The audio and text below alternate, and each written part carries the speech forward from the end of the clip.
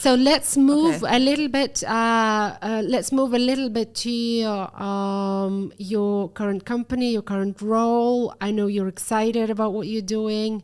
Maybe you can tell me a little more. Absolutely. So I am in a very fortunate position to join one of the most innovative companies in the world, Accenture. I work as a senior manager in their innovation unit. So really working with companies and figuring out how do you create innovation strategy? What does your 5-year roadmap of innovation looks like? How do you engage with startups? And really, how do you create really cool products? And also innovation culture. So largely that's, generally my job. But these days I'm working on a very interesting project. So I'm focusing a lot on the Metaverse, Web3, NFTs, and really it's such a great position to be able to see how that world is transforming. This is so cool. Oh my God, Metaverse and the NFT world. I've been so curious about what's happening, etc., and trying to research. But definitely great to have someone who we can sort of talk about it a little bit. So where is this coming from? This whole Metaverse adoption. So why now? So what's your point of view? Interestingly, the way that so Accenture recently announced this Metaverse Continuum Group. So we as a whole larger global company have been doing a lot of research on it. And the point of view is that the Metaverse has not just happened overnight. So it's been in play for a long time, right? And it's going to continue to keep evolving. And that's the beauty of the Metaverse. It's very much like in the 1990s, how the internet was. No one knew that the internet would be what it is now, which is this massive platform of value exchange in different ways. And so this is where we exist with the Metaverse, that there's a lot of work that is previously going on in terms of virtual reality, right? So it's a whole spectrum. And now what has happened is that, so the B2B space has already been working on it for a long time, creating digital twins, understanding how, parallel universe and virtual reality can help them create value. But of late, there are a couple of things that had happened last year that really kind of blew up. For example, Facebook changing its name to Meta and really bringing in the Metaverse into the mainstream conversation. But with that, right, the technologies are also evolving and they're making it possible. So blockchain and sitting in Dubai, we know how streamlined and mainstream blockchain has become. The adoption of cryptocurrencies within, regular people in Dubai, again, is massive, right? So the adoption of a lot of key technologies has really brought us to a point where Metaverse and NFTs have become like this great conversation. Also an interesting point that the world is gradually moving from sort of flat internet to sort of 3D internet, an internet that has got shapes and volumes, and that's the future. So there's also interesting what's happening. There are people who are very skeptical about Metaverse and the whole Metaverse experience and the whole NFT topic, saying that we're too early in the stage to even talk about it, to even have some point of view, to participate in it. And there's another group of people who are very deep into the topic of NFTs, but mostly from the investment point of view. I'm not sure getting rich or getting poor, but definitely, driving this topic in a very, very active way. Interesting. Why do we have two totally contradictory streams of people now? What do you think about that one? So specifically when we talk about NFTs, right, I think that it works both ways. There is a lot of hype, but that hype is also being produced by largely speculative industry where NFTs are being used as collectives, much like what cryptocurrency was, right? People used to buy it because they felt like the value is going to appreciate. So there's a lot of hype, but what we're seeing now more and more are really good applications within companies on NFTs as well. And I think this is where the trick is, because there's definitely a lot of value that NFTs can offer to organizations and individuals as well, just because and let's then maybe unpack what NFTs are, right? So, okay, if you take a step back, right, non-fungible tokens. So these non-fungible tokens are, how do we define them, right? These are, you can say that these are non-interchangeable data assets. So for example, a Bitcoin can be, any Bitcoin that you own can be replaced by another Bitcoin, which is the same way as a dollar bill can be replaced by any dollar bill. But an NFT has this uniqueness, right? It cannot be replicated with any other NFT just because it's on a blockchain and you can identify, its properties and it. So generally, NFTs are digital assets that are backed by smart contracts.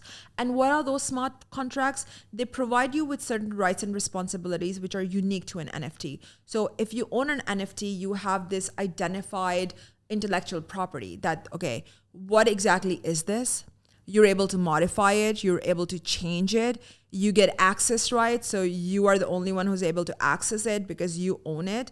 And again, ownership becomes very key, right? Because it's on the blockchain. Everyone knows who owns that particular NFT. And you can redeem it for different utilities as well.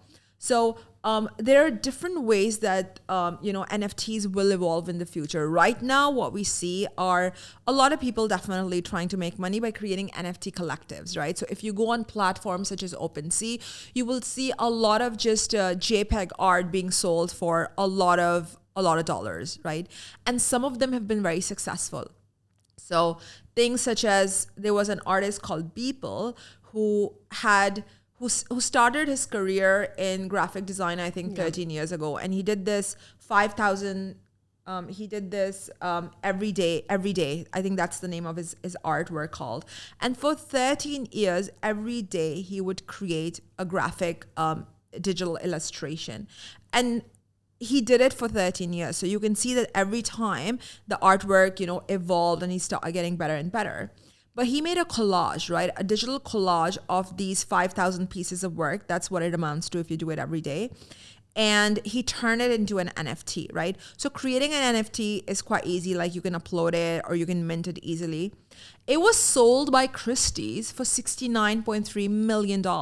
Yeah, right? there were a few campaigns like that. There were very, very successful, like CryptoPunk as well. CryptoPunks for like original value was $13 million, right? And you've got the Bored Ape Yacht Club as well, massive collectives. So you've got these collectives which people would buy just because of speculative trends where they feel that the value is going to appreciate.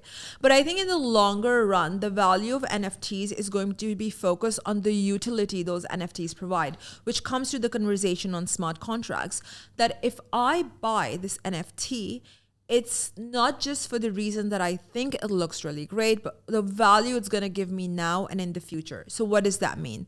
Let's look at Gary Vee, right?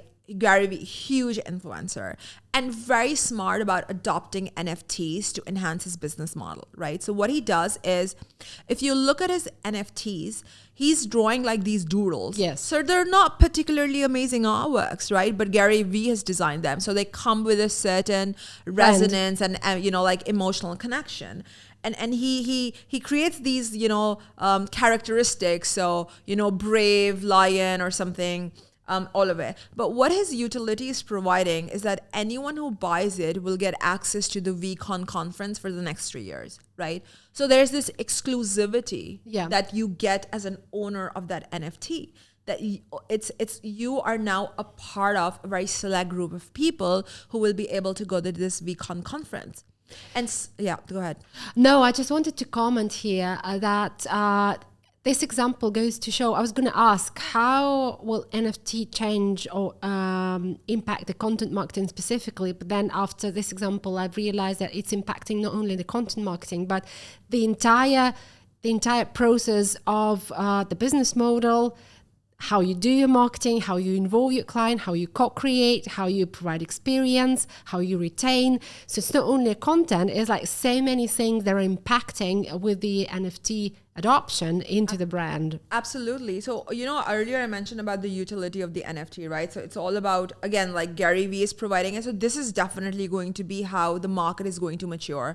So the hype might be a little bit of collectives, which is still going to remain. But as we mature, the whole utility aspect of NFTs is going to grow, because this is where companies can talk about loyalty programs, right? How do you use NFTs as in loyalties? And we're seeing a lot of examples here. I'll share a couple in a bit.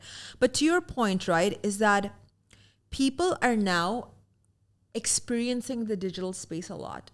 So I go back and I use the analogy of the Kindle. when Amazon created the Kindle, right, there was always this speculation that people are never going to read books, or what's going to happen to the books. We're going to take kids away from it. But eventually, when the market evolved, there are going to be people who love reading hard books. Like I ended up I was so sick of reading digital screens that I love to read a hard copy, right? And then there are some people who would use Kindle, and there are some who do hybrid, right? And it's the same way, right? For NFTs or for the whole metaverse and digital experiences, right? People are going to be there for different reasons. But what's happening is that there's a key group of people, especially the younger kids, who have grown up on digital experiences. They go to games, right? And they buy a lot of assets to be able to represent their avatars, right? So for them, the whole virtual space, the metaverse is life. Yeah, it's the space where they express themselves as well, right? And where they connect with their friends. So to your point, right? Just as in the physical world, we would buy a Gucci bag or, like a Fitbit that I have that represents me. If I'm spending time in the metaverse, I'm going to buy things that represent me. So now companies have a new revenue line, right? On, do I create digital products for avatars and for people to live in that space? And you see a lot of fashion brands doing it, right? Yeah. So on that part of the experience, right, you've got fashion brands who are creating digital products, which is a completely change in different business models. But what NFTs also provide is the ability for you to resell products, right? So you might sell a product at one point in time, right? You will get... So you sell it maybe, so you create a product, like at Larisa, you create a product, you sell it for $1 Ethereum, which is, I think, a couple of $1,000, $2,500, $3,000. And maybe you're just, so anytime, and maybe that's a hat. You've created a hat, a person is wearing a gamer or buys it for an avatar. Then the user decides that I do not want it anymore. I want another one. I want to resell it. So he goes on any platform like an OpenSea platform or any NFT platform and resells it. The next time maybe someone buys it for 1.5 Ethereum because it was a really rare, cool one. You will still get a percentage of proceeds depending on how you've written the smart contract. So now for companies, it's not just the revenue line is being created by a digital asset, but every time that asset is being resold, they get a certain percentage. So they need to look at it from what's the long game that I'm going to play. And we spoke about it from the perspective of big brands. Somebody like Gary Vee, who can actually create whatever, a little doodle, name it Gary Vee or call it a lion, and people will buy it just to be part of Gary Vee, universe. But what is it there for newcomers, for somebody for graphic designers who would like to sort of bring in their own creative works into that space? Do you think they have an opportunity now, or is it more about other brands would probably? I was thinking, so if a person has got a very authentic touch in terms of how he creates his creative works, might be adopted by other brands. They can buy it from him and use it and brand it as a big brand. So this is one of the lines that I could see, for example, an opportunity for small, let's say, designers or for small NFT creators. Anything else that you see there for small games? So I think that's a key point, right? I mean, I think that this is going to open up a lot of opportunities for people to either create more gigs for them, to get more revenue items as well. But you also see a lot of small companies now getting into this space because just the opportunities are tremendous. If you look at gaming platforms such as Sandbox or Decentraland, there is opportunity for an interior designer to come in, right? So an interior designer can actually just go in and start creating spaces for individuals there as well. Or, clothes. So there are a lot of now new coming fashion designers or new company startups that are creating designs now for avatars, right? So because the field is so nascent, I feel this is a great opportunity for newcomers to come and establish themselves in the metaverse. So what does, for example, a graphic designer or a painter or an artist, what does he have to start with, for example, tomorrow, if he wants to start exploring the topic of NFT and the whole metaverse experience? So from your point of view, if you were somebody who would be willing to participate in this whole topic, and practically, like trying to, create something there, what would you start with? I think what is more important, right? So it really depends on what end of the spectrum you want to play with. There's one point we spoke about collectives, right? So you see a lot of people just creating the art, and NFTs normally follow a very specific structure. So if you look at examples like the Bored Ape Yacht Club, or right, they have maybe 10,000 NFTs. Each NFT has a particular property, right? So, oh, he's green in color, the ape, or she is wearing like an earring and stuff. So the rarer the property, so if only 10% of the apes have an earring, it becomes very rare and it becomes really expensive, right? So if you're looking at it from a collective point of view, first you need to understand, which space you want to play in. Do you want to be a collective, or you want to do it for utility? Right? Do you want to resell? Do you want every time an NFT sold, they get a certain percentage? They get, and it's important because as your brand grows, right, the value to your people, your community is also going to increase. So people need to so for me, right, if I was getting into the NFT business, I would sit back because I would like to create a long relationship with my clients and my community. And community being a keyword, that I would look at what kind of community that I want to create with either my friends. What does it mean, right? What are the values that it needs to be in? And my collective would probably bring in those utility factors. Of course, there are also technical skills that one needs to have.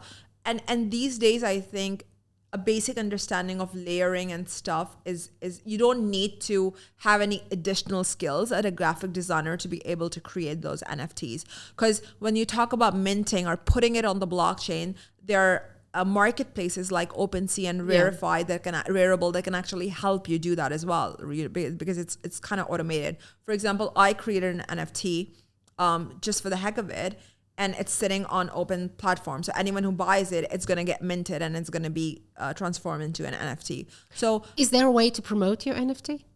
Well, I'm having a conversation with you right now.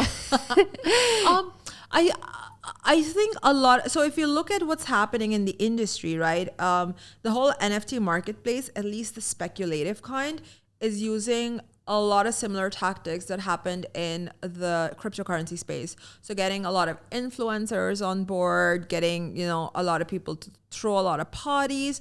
That's one space. But if you talk about big brands, right, big brands have that marketing prowess, right, to be able to